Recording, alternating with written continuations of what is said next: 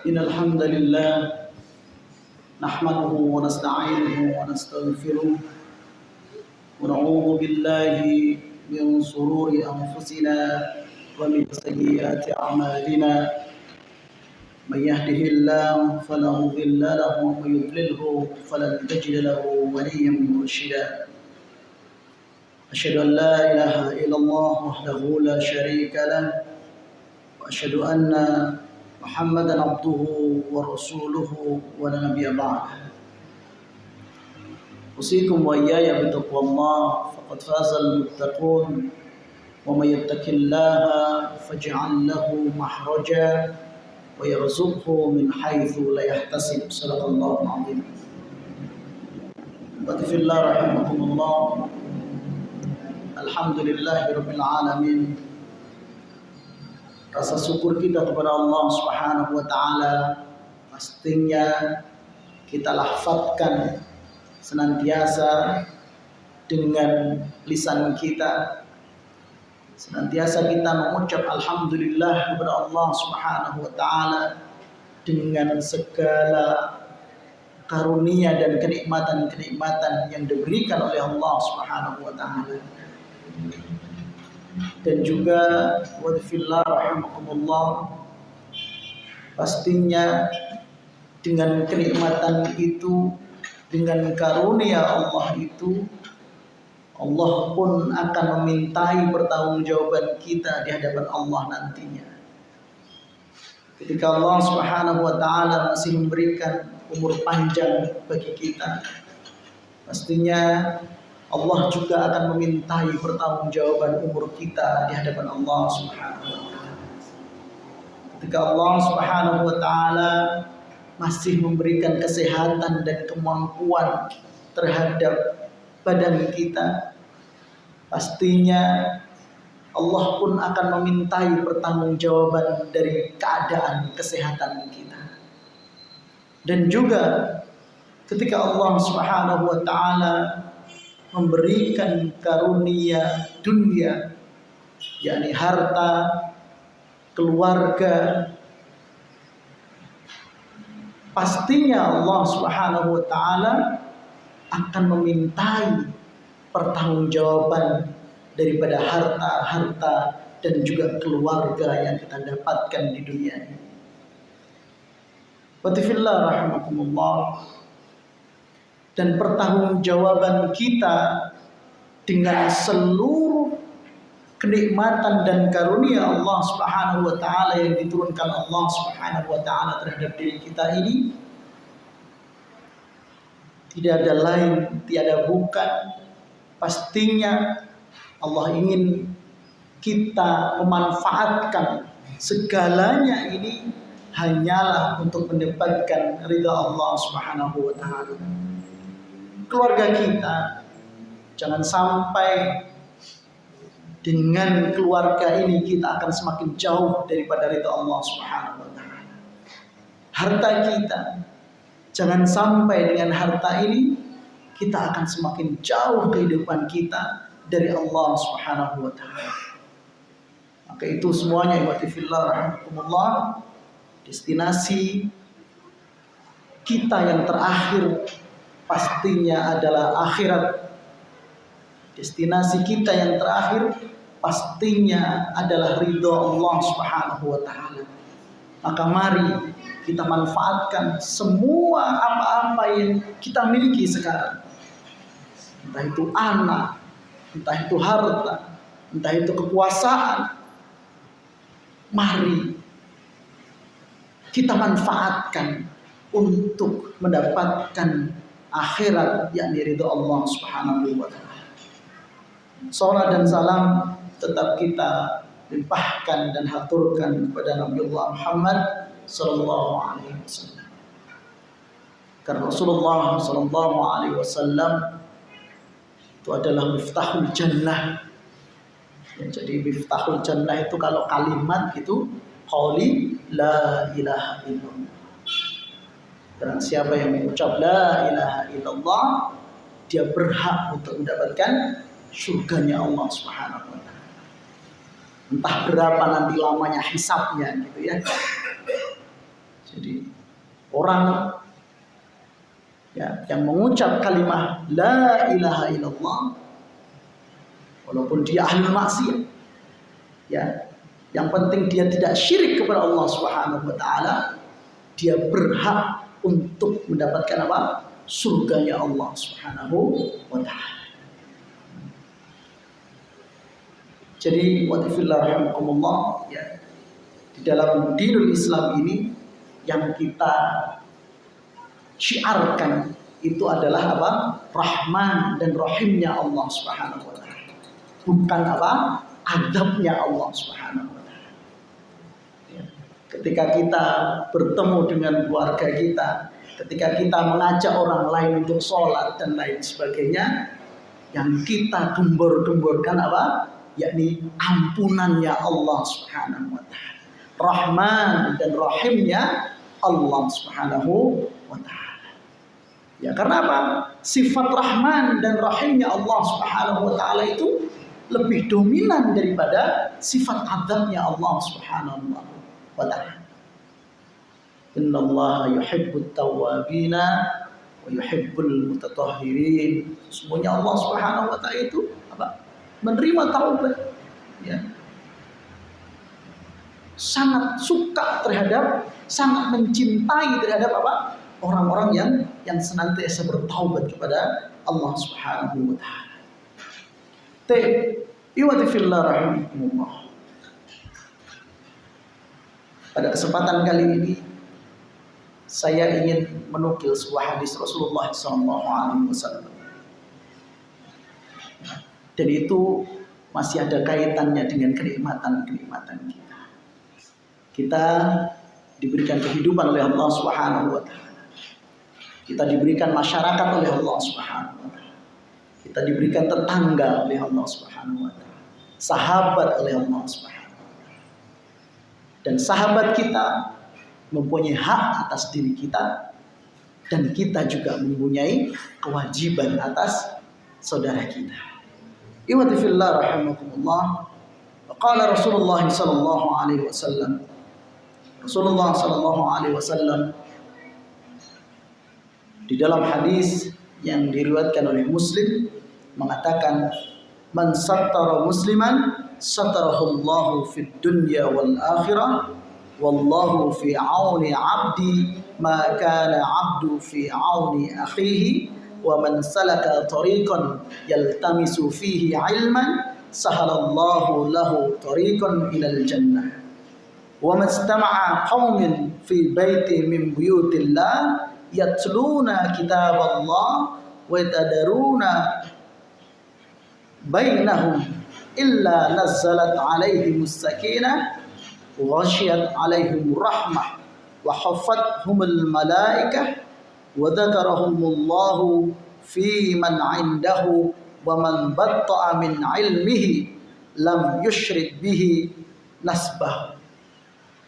Artinya iwati fillah rahimakumullah, man sattara musliman sattarahullah. Barang siapa menutupi aib seorang muslim, maka Allah Subhanahu wa taala akan menutupi aibnya di mana? Di dunia dan di akhirat. Ya.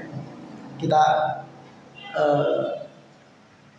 syarah sedikit-sedikit gitu ya, syarhul hadisnya. Iwati fillah rahimakumullah. Ya. Di dalam hadis ini, ya, banyak orang-orang yang melakukan sebuah kemaksiatan kepada Allah Subhanahu wa taala. Dan kadang itu aibnya ditutupi oleh Allah Subhanahu wa taala, ataupun kadang dibuka aibnya oleh Allah Subhanahu wa taala.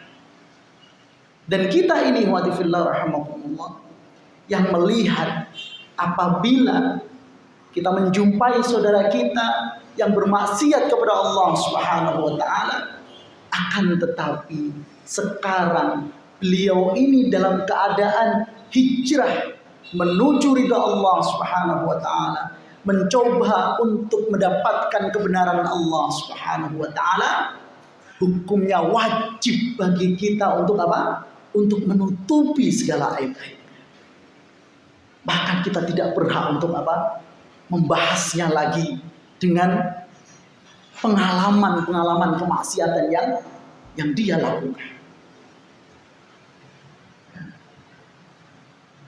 Kita berikan hak dirinya sebagai seorang muslim yang wajib kita tutupi aibnya. Dan kita juga ikhwati fillah rahimakumullah berharap ya bahwasanya aib-aib kita ini nantinya akan ditutup oleh Allah Subhanahu wa taala. Tidak hanya di dunia ikhwati fillah, akan tetapi nanti ketika kita berhadapan dengan Allah Subhanahu wa taala, ternyata aib kita sudah tidak ada di bukunya Allah Subhanahu wa taala. Karena kita apa? Menutup aib saudara-saudara kita. Jadi kan karakternya orang itu kan macam-macam gitu ya. Karakter seseorang itu ketika bermaksiat kepada Allah itu kan macam-macam. Ada orang yang bermaksiat kepada Allah Subhanahu wa taala akan tetapi juga takut bahwasanya aibnya ini akan terbongkar di hadapan manusia. Orang berzina contohnya.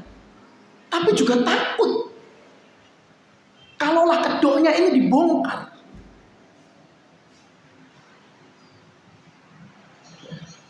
Tetapi ada juga karakter manusia itu dia bangga dengan apa? Dengan kemaksiatan yang dia lakukan. Berapa kita melihat, banyak sekali kita melihat orang-orang itu yang menceritakan gitu ya. Oh, aku sudah pernah dengan si A, aku sudah pernah dengan si B. Kemarin aku mabuk di sono, aku ngantemi uang di sana dan lain sebagainya. Masya Allah. Nah, kalau hal yang ini memang dia tidak mempunyai hak untuk apa? Untuk kita tutupi. Karena Allah pun juga sudah murka terhadap orang-orang yang apa? Orang yang sombong dengan sebuah dosa-dosa yang dia lakukan. Ya. Wa fillah rahimakumullah. Dan juga ya, orang yang bermaksiat kepada Allah Subhanahu wa taala ya, dan dia bertaubat kepada Allah Subhanahu wa taala. Itu kata Allah Subhanahu wa taala, dia akan mendapatkan rahmatnya Allah Subhanahu wa taala. Ya.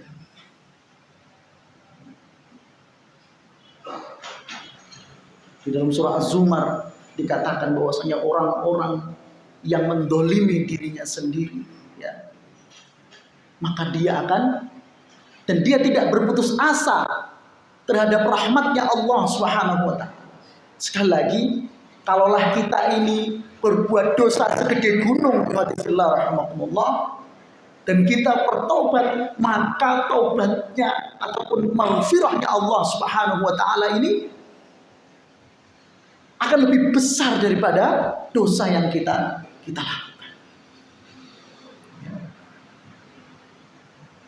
Jadi sekali lagi, rahman dan rahimnya Allah Subhanahu wa taala itu lebih besar dari sifat azabnya Allah Subhanahu wa taala. Ini hikmah yang pertama. Yang selanjutnya, wa fillah rahimakumullah ya, dikatakan di dalam hadis ini, man salaka tariqan yaltamisu fihi ilman sahalallahu tariqan ilal jannah. Barang siapa yang memberikan kemudahan, memberikan jalan terhadap orang-orang yang menuntut ilmu, maka dirinya akan diberikan kemudahan untuk mendapatkan surganya Allah Subhanahu wa taala. Nah, ini adalah salah satu kunci juga agar kita gampang untuk mendapatkan surganya Allah Subhanahu wa taala. Berapa banyak di sekitar kita, tetangga kita, mungkin saudara kita, ya, yang sekarang ini dia menuntut ilmu, ya, Mari kita mencoba ya, untuk mencari mereka, dan bagaimana kita akan memberikan kemudahan dirinya untuk mendapatkan ilmu itu. Ya, kita mungkin ya sekali-sekali kita bayarin SPP-nya. Mungkin sekali-kali kita belikan bukunya. Atau orang-orang yang perantau-perantau itu mungkin kita fasilitasi di dalam masjid-masjid kita. Masya Allah. Saya juga mendoakan kepada saudara-saudara saya di sini ya, karena ini tahadus binikmah. Saya ini menempuh S1, S2 itu di masjid ini ya. Jadi saya itu takmir di masjid ini itu mulai dari S1, mulai dari S2. Saya tidurnya di sebelah sini. Dulu nggak seperti ini masjidnya. Masjidnya dulu ya sangat sederhana gitu. 6 tahun saya di sini, Masya Allah. Ini adalah sebuah saya diberikan kemudahan oleh para pengurus yang ada di sini. Ya, pengurus itu berarti kan mulai dari cleaning service sampai ketua DPRD. Karena memberikan kemudahan bagi seseorang untuk menuntut ilmu. Man salaka thariqan yaltamisu fihi ilman sahalallahu thariqan ilal jannah. Maka apabila mereka ini beriman kepada Allah Subhanahu wa taala, besok silahkan ditagih gitu. Silahkan ditagih. Loh, saya sudah memberikan kesempatan Samsul untuk kuliah dan menetap di masjid ini, pastinya akan diberikan kemudahan untuk menuju surganya Allah Subhanahu wa taala. Nah, seperti itu kecil di hadapan manusia. Kadang atau bahkan kita tidak sadar bahwasanya itu di hadapan manusia, itu di hadapan Allah Subhanahu wa taala adalah sesuatu yang besar. Bahkan Allah Subhanahu wa taala menjanjikan sebuah kemudahan untuk menuju surga, saking saking berharganya orang-orang yang menuntut ilmu ini. Ya. Bahkan ya, orang yang mempermudah, orang yang menuntut ilmu saja sudah dihadiahi kemudahan ke surga, apalagi orang yang menuntut ilmu. Dan gitu ya. Orang menuntut ilmu itu tidak harus ilmu yang formal ya, pendidikan formal tidak, juga taklim di mana-mana. Ya. Dikatakan orang yang menuntut ilmu itu derajatnya fisabilillah. Ketika dia meninggal